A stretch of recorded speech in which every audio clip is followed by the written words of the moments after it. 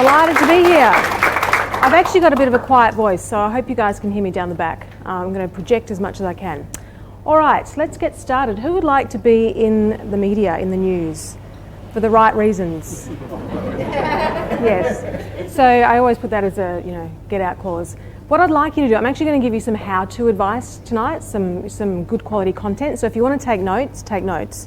So if you've got a pen and paper, get them out because you probably might want to write a few things down.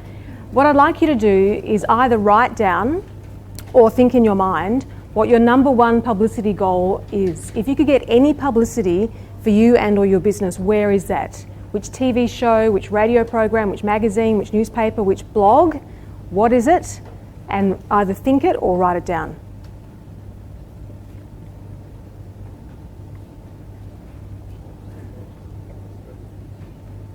It's always interesting for me to do that exercise because there's usually some people write down things very quickly and I can see people doing that, and other people are looking at me like, I have no idea. And it's okay, whatever camp you're in, if you want to come and see me at the end, I can give you some ideas of where you could be in the media and what story ideas you might have in your business. But it's easier to get publicity like these things on the screen here if you know where you want to be. Having a goal, writing it down and then taking action, I can pretty much guarantee whatever your goal is in the media, one of our clients, one of our students has already done that themselves. Okay, so what do I mean by the media? It used to be just working with journalists, but these days it's working with other types of people that create content, including bloggers and influencers. So a journalist is someone who reports on the news. So they're TV, radio, newspapers, magazines, and online. Bloggers are people who write on a particular topic. So they get right in on a particular topic and they can create buzz around what you do by reviewing your products and services. And increasingly we're now seeing what's called an influencer. So someone who has a large following who, if they use your product or service, everyone else of their following, that group, will want to use it as well.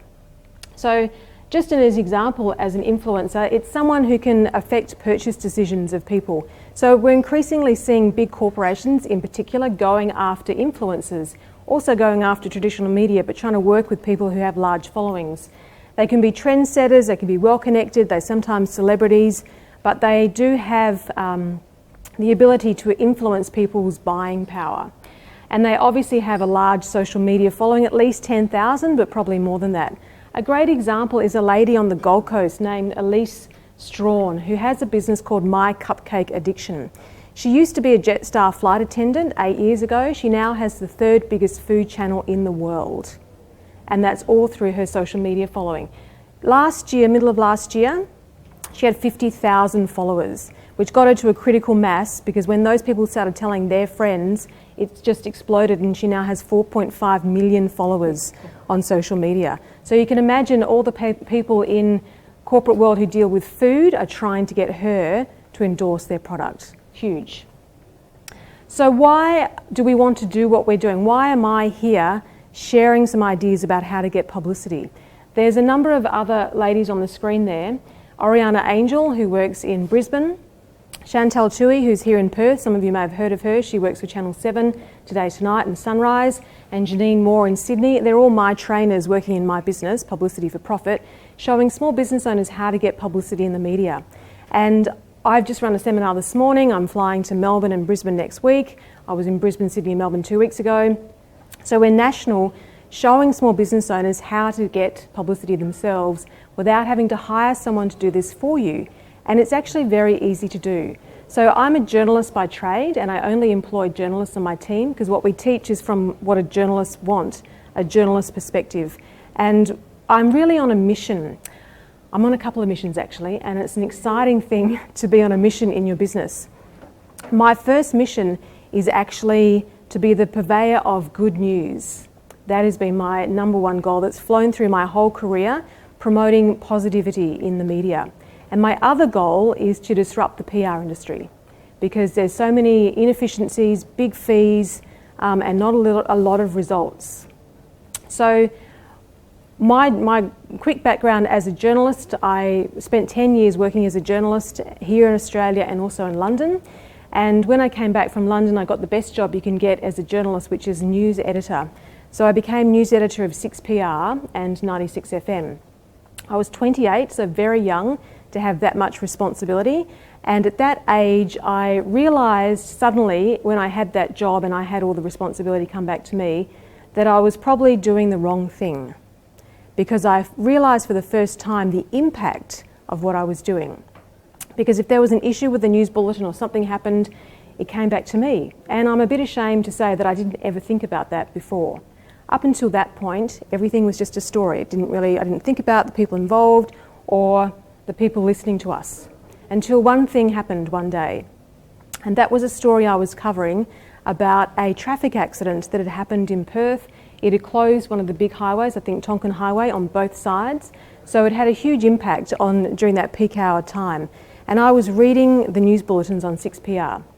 So every half an hour, I would read another bulletin and I would talk about what had happened with this accident. The first story was there'd been this accident. The next story was we found that it was causing massive traffic massive traffic problems on both sides of the freeway.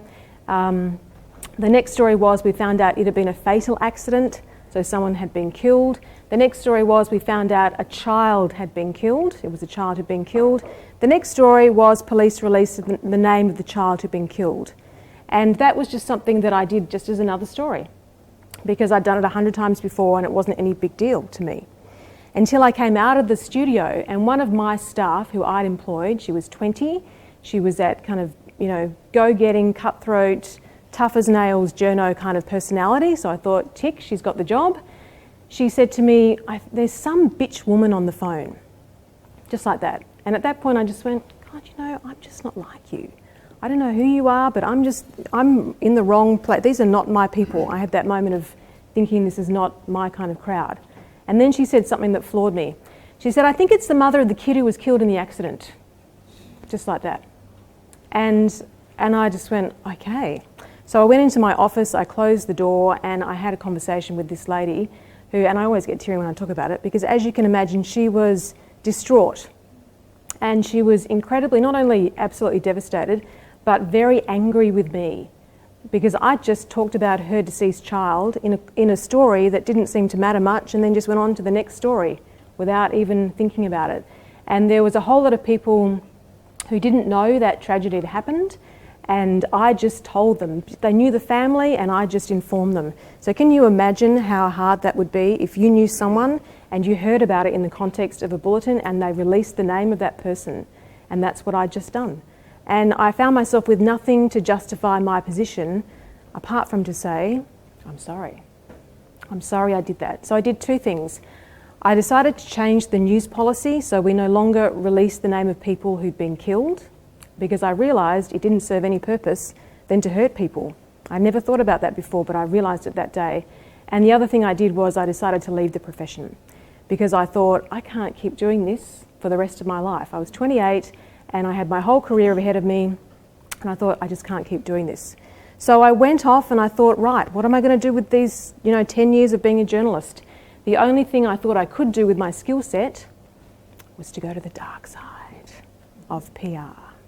And it was like the dark side, because journalists really do look at PR people in that way. So I worked in PR, did pretty well with that, but I've always wanted to do something more. So I started another business which was for women like me who had a fear of starting a business. Believe it or not, I had a fear of starting a business and giving up the security of the paid job. And that was a membership site for women called homebizchicks.com. And I managed to get that business onto a current affair, and that rocked my business world. We went from no clients to having a thriving business literally within a couple of days. And I realised and I did $40,000 in sales, by the way, by being on a current affair, selling a $20 product. I went, yes. And then I thought, God, imagine if we'd had a $50 product or a $100 or a $5 or a $1,000 product, what might have been possible. But you know what, I was happy with the 40 grand. And at that point I realised, oh my God, this is what happens when you're in the media. I'd been a journalist and I'd worked in PR and I'd never been on the receiving end. And when I realised that, I thought, right, everyone needs to know how to do this. So here we are today. And 6 years ago, we started this business, Publicity for Profit. So I'm delighted to be here to be sharing with you some actual how-to content about how you can go about doing this yourself. Every small business owner I meet has a story, and I meet a lot of small business owners, and the number one thing they say to me before they hear me speak is, I just don't know what my story is. And as I said, I'm on a couple of missions, and one of the other ones is to help people like you guys step up and play a bigger game, because you guys have loads of stories in your business, literally hundreds of stories in your business right now, which you just don't know what they are. So can I just get a show of hands, who's never tried to reach out to the media, never tried to get a story about their business in the media? Yeah, okay, so a good portion of you. So for those of you who haven't, why haven't you? Give me some ideas, just shout them out. Too expensive, I heard someone say. Don't know how to? Yep, most people in small business don't do this. They don't think of doing this first. They usually do the social media slow burn, I like to call it. It takes a long time to get results out of social media. You know, word of mouth, one by one by one, or advertising, incredibly expensive for not a lot of return on investment. So I commonly hear things like, I feel intimidated, I'm not quite sure how to go about it, I'm not quite sure if I'm going to get it right or wrong, and that's universal. But I'm here to tell you there's such a thirst for content that you have, particularly now because the media is moving online. So now more than ever, you know, there may be a newspaper that comes out once a day, but the West Australian also has the west.com.au that's live 24 hours a day, 7 days a week. And they need a lot of content every day, and they're relying on you guys to send them in stories. So how does the media really work? There's always going to be the big stories. There's always going to be the natural disasters, the political leadership challenges, the sporting contests, that kind of stuff. That is not our story. That is what makes up the first couple of stories, and after that there's a whole lot of other information that is actually just useful pieces of advice that someone finds interesting. And when you leave here, I want you to notice that. I want you to go out and start noticing the media and hear how many stories, or see or read or listen to, how many stories just how to do something. You know, how to cope with a summer heat wave, how to get your business in the cloud, or whatever that is. There's lots and lots of that kind of content. So the first key to getting publicity is to come up with this story idea and understand that the media does need you, and as I've said, now more than ever before. If you give the media a good story for their audience, they will love you and they will keep coming back to you. But it's actually not about you. Okay, they're not interested in hearing about your stuff. They're not interested in hearing about your event. They're not interested in hearing about your website or your business growth or your new premises or the fact that you've redecorated your reception area. Nobody cares about that kind of stuff. But often that's the stuff that journalists receive from people because people don't know what their stories are. So it's not about you in any way, shape or form. It's the stuff you know about. Okay, I'll say that again. It's not about you. It's the stuff you know about that makes up the great content for your publicity. If you can get that bit, if that's the only thing you take away from hearing me speak tonight, please let it be that, because that is where most people go wrong. They start talking about themselves, which unfortunately isn't interesting to anyone. I hate to be the bearer of bad news, but that's the fact of the matter. So, for example, this is what the kind of stuff we'd see. I get hundreds of these press releases every day. Real estate agent Jenny Smith is pleased to announce the launch of her new website, jennysmithrealestate.com.au. Who cares? Nobody cares. Sorry to tell you, but nobody cares. But real estate agents have lots of potential to be in the media because they know a lot of stuff. So it could be something like how to add $50,000 to the sale price of your home this spring. That is interesting. That would get publicity. And we've tied it into spring, so given a journalist a reason to run it in the lead up to a season. Okay, so if you apply a bit of nous to this, it's actually not difficult to do this on a regular basis. Okay, finding the story. The biggest tip and the quickest way I can encourage you to think about this is to tie in with something that's already happening in the media. If you can find something that's already being talked about in the media and you can tie yourself into it, you've got great media potential. For example, last year when Ben Cousins went off the rails again, and he was caught running through someone's back garden or on someone's roof or something, a drug and alcohol counsellor, Tabitha Corser, who'd done our course, tied herself into that. She's never met Ben Cousins in her life. She's never even counselled a football player in her life, but she knew what was going on with his addiction, and she talked about the things that he would be going through. And she got blanket publicity across all types of media for about 5 days. simply because she tied herself into that story. So those things come up out of the blue. They can be difficult because you've got to be quick.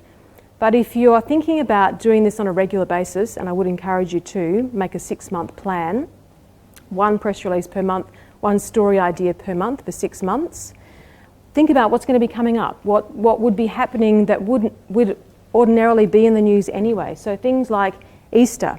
We've just had Easter.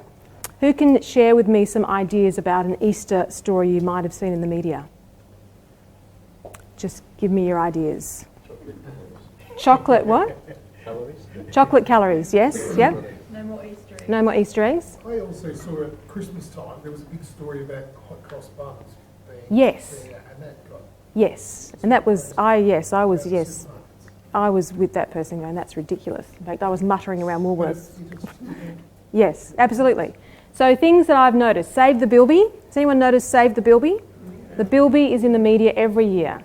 The bloody Bilby gets a free kick every year. And I say the bloody Bilby because I've done that story so many times, it's ridiculous, and I always resented doing it. But the fact was I had nothing else to talk about at Easter time because there was nothing else going on. So every year the environmentalists would be smart enough to send me their press release and I would have to do the story because I really had nothing else to talk about. Okay, so the Bilbies get a run every year. Road and car safety, how to keep the kids entertained, healthy alternatives, chocolate eggs, how to budget so you can have a family holiday every Easter. So people that don't have anything to do with Easter can tie themselves into it quite effectively. So I just want to finish here because I know I'm out of time and I'm trying to go as fast as I can and give you as much content as I can. I just want to show you a quick example of what this could mean. So a lady by the name of Xiaoling Lim, she's in Victoria and she runs a child education school for babies from 6 months to 6 years. She got a 13-minute story on a current affair last year. She did it on her own by sending in a press release, and that just totally filled her school for the next 12 months.